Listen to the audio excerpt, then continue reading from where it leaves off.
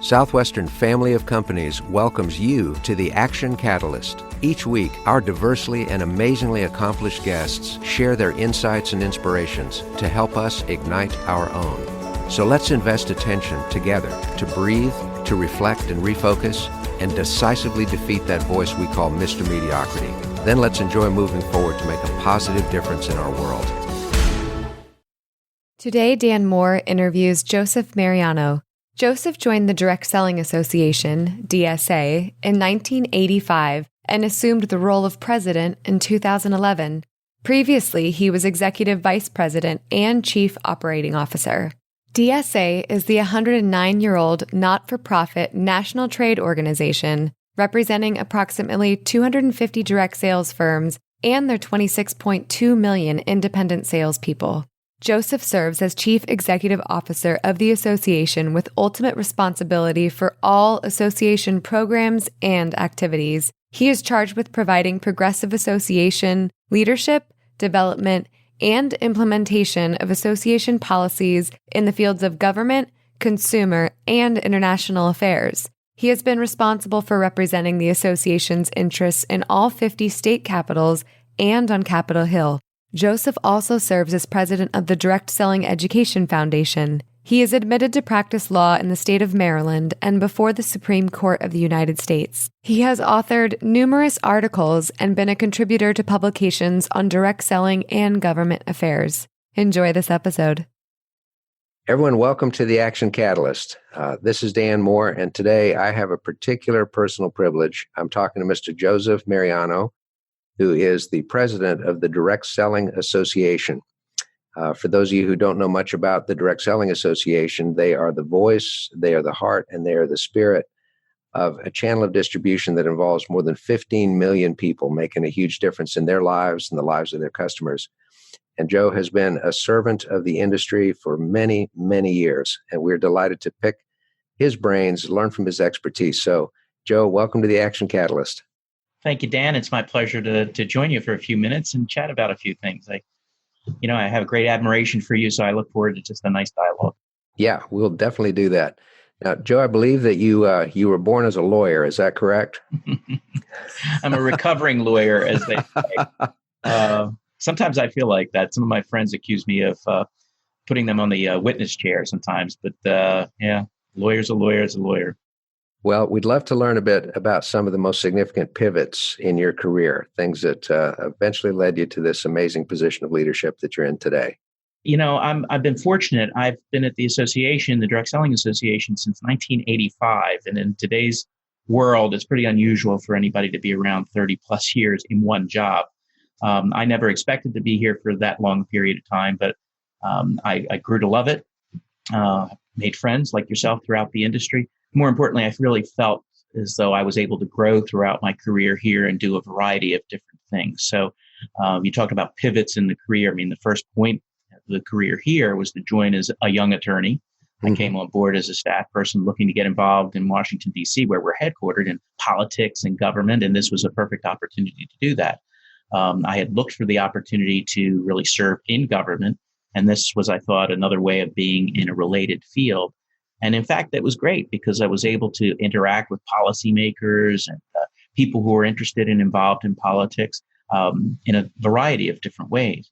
And then I saw, of course, as I matured and grew into the position, that there were a lot of other opportunities in the association to grow my career, to do different things, to be engaged in meeting planning, to write, to, still be a lawyer and work up on Capitol Hill or even at the Supreme Court. Even as I then began to learn the direct selling business and make presentations in front of hundreds, if not thousands of people. So all these things came together over a period of time. I worked for a very long time with a person that's now my friend and mentor, Neil Offen, who was president of the association. When I joined, he had already been at DSA for quite a while. And then we grew together in our careers. I grew up in DSA and direct selling and under his leadership. When he decided to retire after being at the association for, 40, 45 years, something like that, many of which had been as president, he was gracious enough to suggest me as his successor, and I was able to take that role. Neil retired and left me here. for a very challenging period of time for the industry and the association, but it was a wonderful opportunity to further expand my skills, to learn more, and as well as take advantage of the things that I had experienced in the previous 20 years or so at the association. So within that period of time, there were many, many changes, which I'm sure we can talk about both within the association and in my personal life, which really informed my process and my growth. Mm-hmm. Well, one of the things we have in common, besides our love for what direct selling can do for people, is we both worked under a very strong and charismatic long-term leader. Yeah. In my case, it was Jerry Heffel, and he was my direct lead for about 30 years. Yeah. Very similar to your tenure with Neil.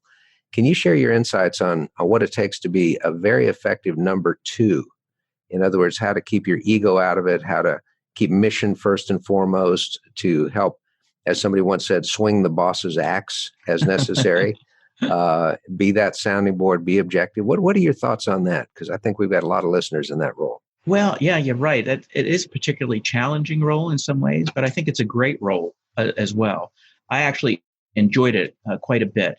And the reason I enjoyed that role was because even while you were supporting your leader, in my case, the president, it was an opportunity to influence and work with him, collaborate in his thinking, but also let him be the risk taker in terms of presenting the ideas, and you, or in my case, as myself, sitting behind the scenes in a sense, having an influence on the policies and the decisions that he was making, and yet not having to bear the entire brunt of that, frankly.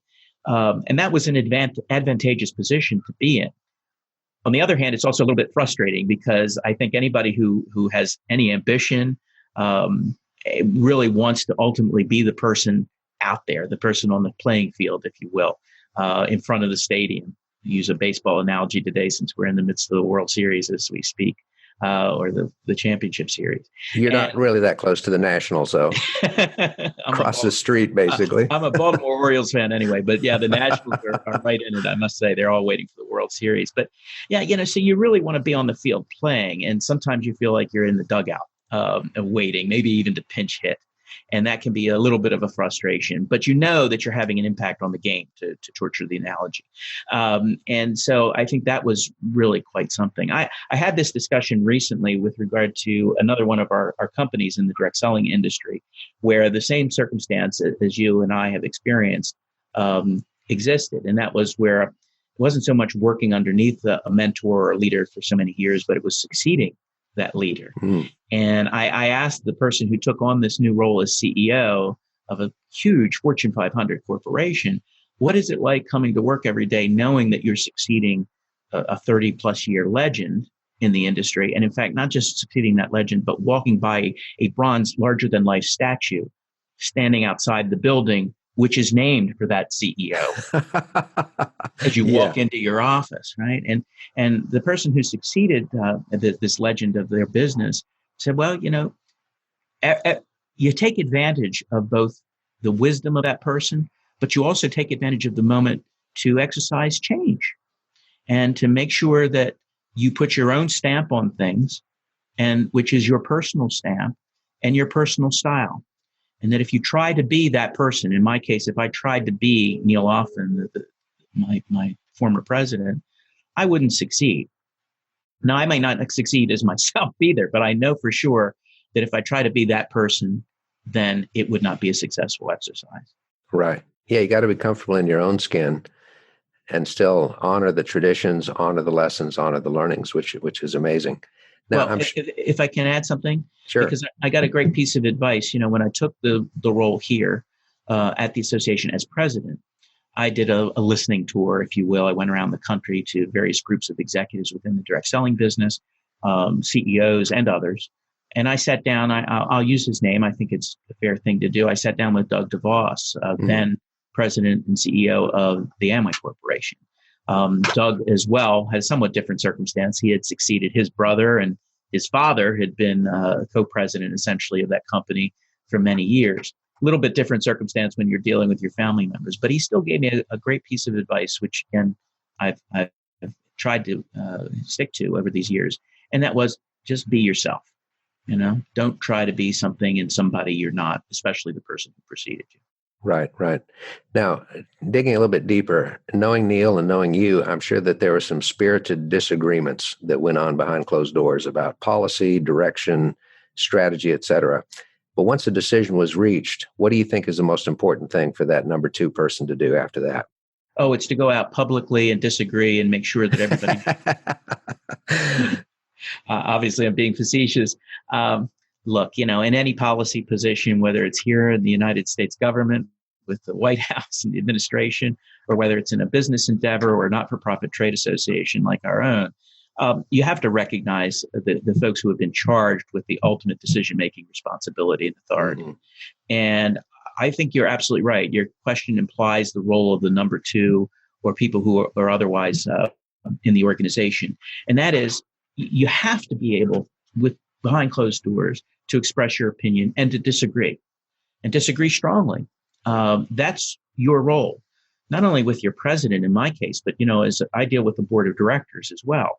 Part of my role as an association executive and president of the association is to serve our membership, and our board of directors are chairman of the board.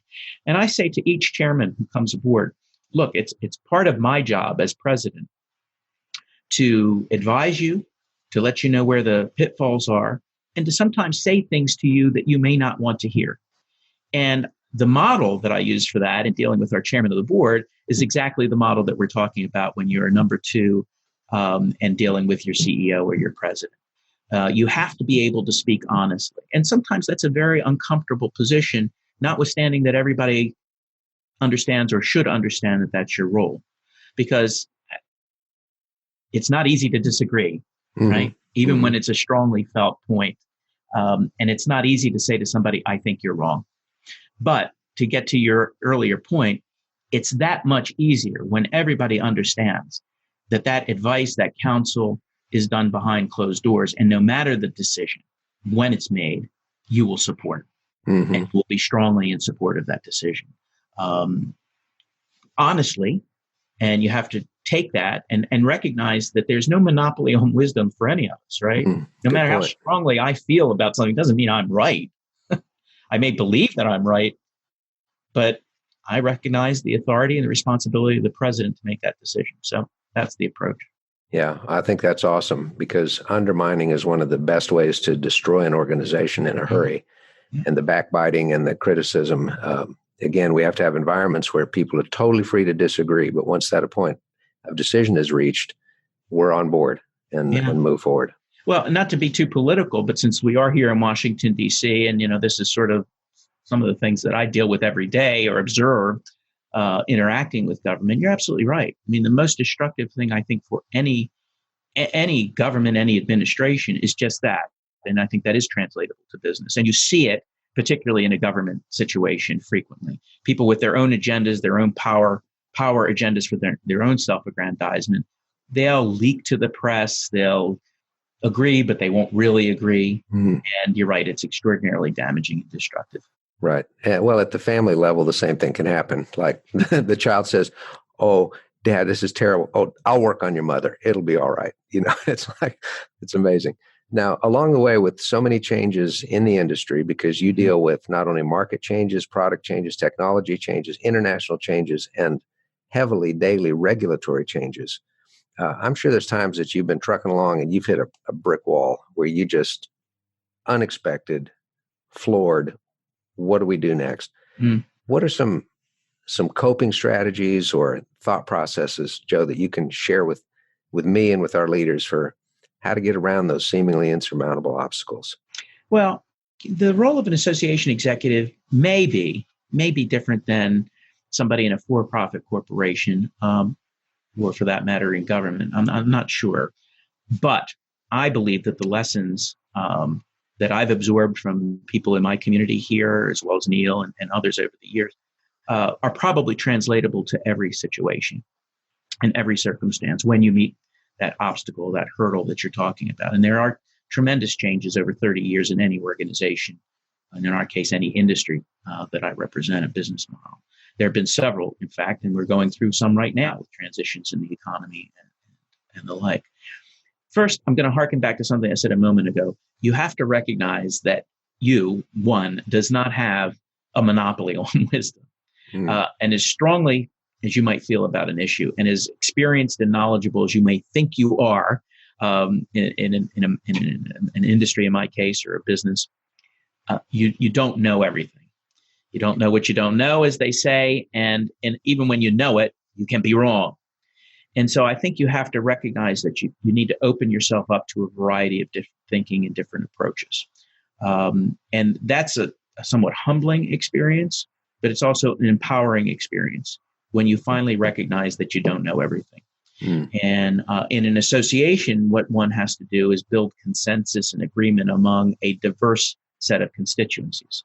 In our case, different types of businesses with different compensation models, different product lines, and the like.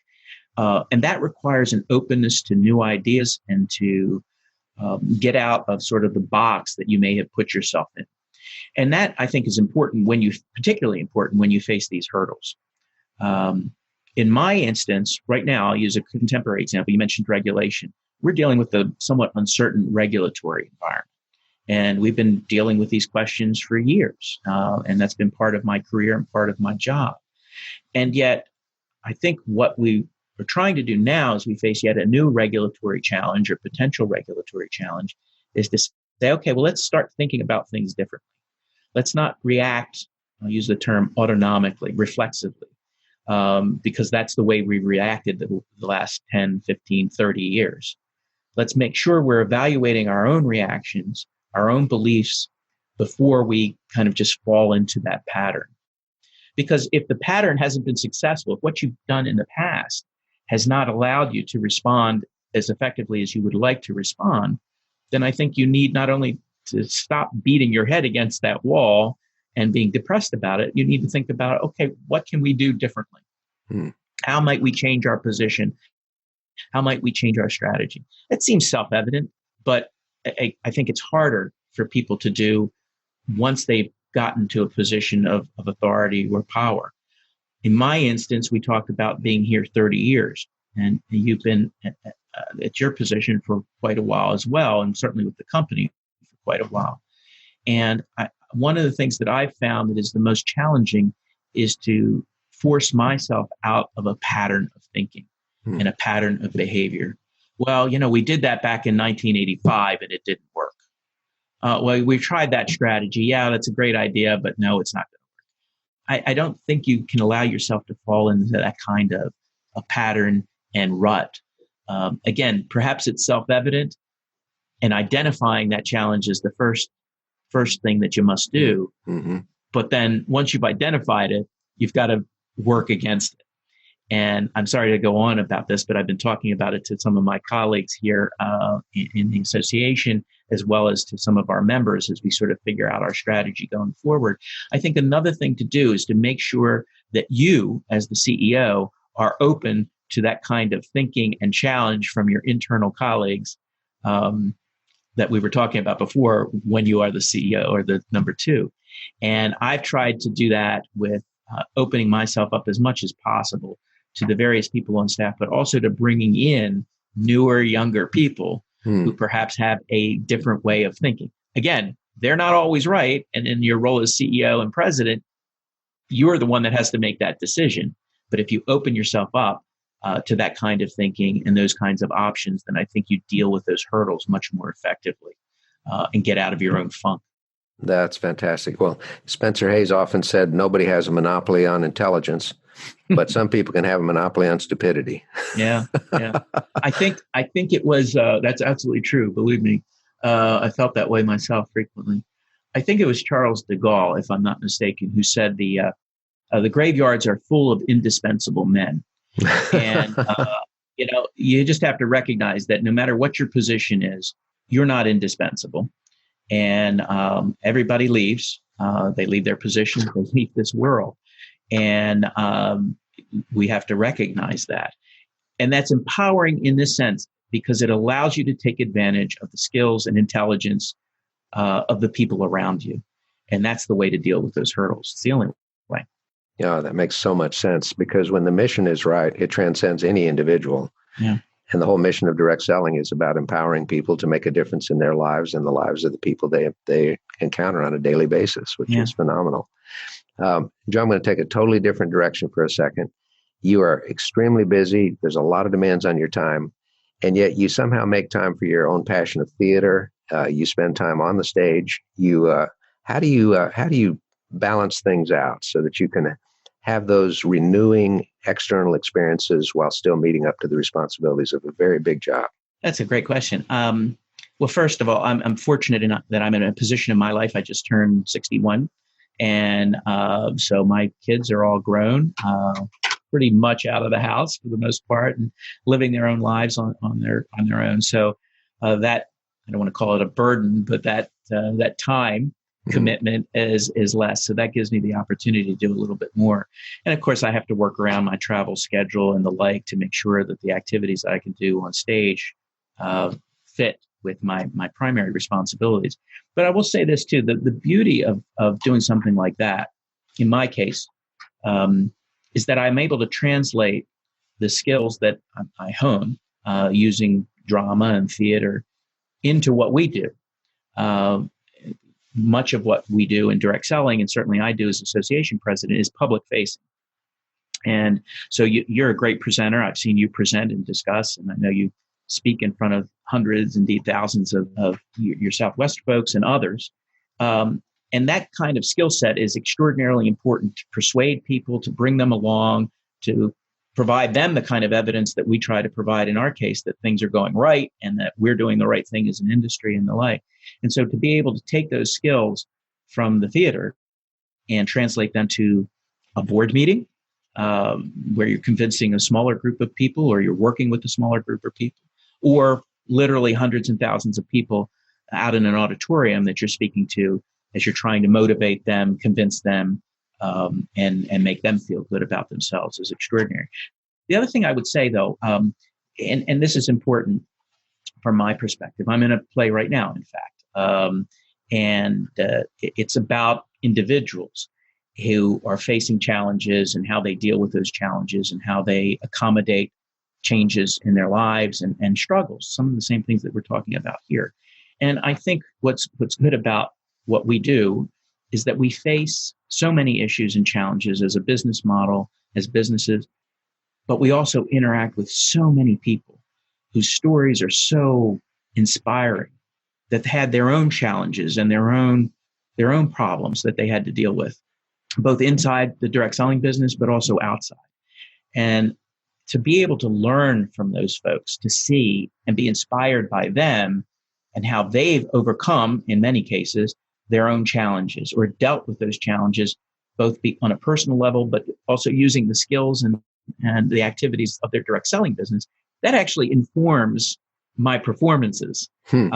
So I think it's a two-way street. You take advantage of that in terms of bringing those skills to the business world, but you also take your personal experience in the business world and use that to inform your performance. On a more personal level, I would say, that kind of release for me is extraordinarily important. We have to be controlled in our business setting. Doesn't mean you're not yourself and that you don't exercise and express your passion, but nonetheless, you're working in a professional business environment. Whereas on the stage, you can be anybody. You can do anything. You can be Atticus Finch. You can be Beethoven. You can be a Nazi Gestapo officer, which happens to be my most current role. You can basically do anything you want and express yourself without reservation. And that's a nice release. For me, it's a lot better than playing a round of golf. Not that there's anything wrong with golf, and I know a lot of people take out their frustrations in golf. I've seen them. Yes, what's the only sport that's spelled backwards is flog. So, when my wife decided it was time we got a grand piano, somebody said, "Isn't that expensive?" And I was playing at the time, and she said, "Yes, but it's a lot cheaper than a shrink." So, well, in my case, I have a grand piano too, but I think I probably still need the shrink because I cannot play that grand piano. Well, Joe, let me ask you one more. The American dream, is it dead? Boy, what a question. You want the answer to be absolutely not. The embodiment of the American dream is direct selling. And I do believe that. That is my answer. Mm-hmm. But I also want to be realistic. because I think we're in an interesting and challenging time as a country, as a business model, frankly, in the world. We've got so many challenges, right? So many things that we've got to deal with. And I think it has to do with really even redefining, in a sense, what the American dream needs to be. The American dream, in my view, is not a mansion in Palm Beach. It's not a yacht. It's not a Mercedes Benz or 3 or 4 in your big garage. To my view, the American dream is contributing, doing something that you want to do, having an impact on people's lives around you, having an impact in the community that you live in, contributing in a way that puts everyone in a little bit better place. And in that sense, I think there's always an opportunity for the American dream. You know, my grandfather came over from Italy in 1918 with $12 in his pocket. Cliche story, right? He was a tailor for his entire life, worked in a tailoring shop, met his wife there. She worked in a tailoring shop. They worked for 50 plus years before they retired, before he went back to Italy for the first time and only time in his life to see his family again. That was a version of the American dream, and achievable no place except in the United States of America. I think we have a different opportunity for a different kind of dream now. We've reached a level of affluence as a country, notwithstanding the challenges that we still have. And so we have to redefine that dream to empower all of us, and financially, personally, and in terms of being able to contribute to our community. And I will say this unabashedly, and forgive me for going on because I am passionate about this, even as we redefine the American dream. The people that I see almost day in and day out, whose lives have been transformed by direct selling, who have embraced their version of the American dream, is the most awe-inspiring thing that I can imagine. You know, as much as I respect you, Dan, and people like Spencer Hayes and others that I've met throughout the industry at the CEO and president level, and Harvard graduates, wonderful stories. And I don't take anything away from any of those. The most inspiring people that I've ever met is the single mother from Mexico City who immigrated 15 years ago and had no set of discernible skills on which she could survive, who have prospered by coming to the United States. It's the other single mother who may have lost her husband through divorce or death and didn't know how she was going to survive, who had been a stay-at-home working mother and now was faced with the challenge of raising 2 kids, and had to figure out how that was going to work. And in order to develop the skills that she needed to have, she went to direct selling, and it turned into something extraordinarily successful for her. It's the athlete who decided to take his passion for nutrition and sell it to, literally and figuratively, to the people in his community, and have empowered those people, because he didn't become the NFL athlete that he thought he was going to become. But instead, he built a sales business, and he has literally hundreds of people working with him now, selling this vision of nutrition that he happens to have, and improving people's lives, both with the product and with the opportunity that he's dealing with. So you've got this wide gradient of people who are experiencing their own version of the American dream. And it doesn't have to do with that Rolls Royce necessarily. It has to do with bettering themselves, bettering their community, bettering the people around them. And that's a great, great thing to see. We do it often. You know, we have Direct Selling Day on Capitol Hill here in Washington, D.C., and we'll bring in 100, 200 distributors, salespeople from a variety of companies. And more importantly, not only from a variety of companies, we've got people who've earned, who knows, hundreds of thousands, if not millions of dollars by building sales organizations. A very small percentage, really, of the people who are engaged in direct selling. But we've got the more typical and frankly, the more representatives persons who are modest sellers, but have used this to transform their lives and enjoy it with a great deal of passion. And they tell their stories to these senators and congressmen up on Capitol Hill here. And I must tell you, that's the most persuasive story that those folks hear. And to a man and woman, those members of Congress are extraordinarily impressed by those stories. So they're inspired too. When we come to Capitol Hill Day, I make a point of lining those 150, 200 people up on the steps of the Capitol. And we say the Pledge of Allegiance.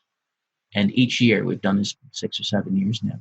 Each year, by the time we get to the end of that pledge, there are tears in many eyes of the people who are standing on those steps. And frequently there are tears in my eyes, because no matter how cynical we get, no matter how jaded we get about whether the opportunity for the American dream is still there, whether the United States government is working properly, when you're standing on those steps and you're looking down the mall to the Washington Monument and the flags are flying around you, and you say the Pledge of Allegiance just like you did when you were in the 5th or 6th grade, it's hard not to believe in the American dream. Joe, thank you. Thank you for that. I can't imagine a more uplifting and inspirational ending. The time with you flies, my friend. But how long we've been on? About 3-4 hours, something like that? Yeah, a couple of days. I got to tell you, Dan, I really appreciate the opportunity. I could talk about direct selling for hours, and frequently do. Some people say I go on a little bit too long, but to be able to share some of this perspective with you, I really appreciate the opportunity. Well, thank you for your openness and your heart. It makes such a difference. And listeners, we're grateful to have Joseph here and to spend the time with us. 101 years ago is when your grandfather came from Italy. It's just an amazing story. It is. And being married to an immigrant, I am completely on board with everything that you just had to say.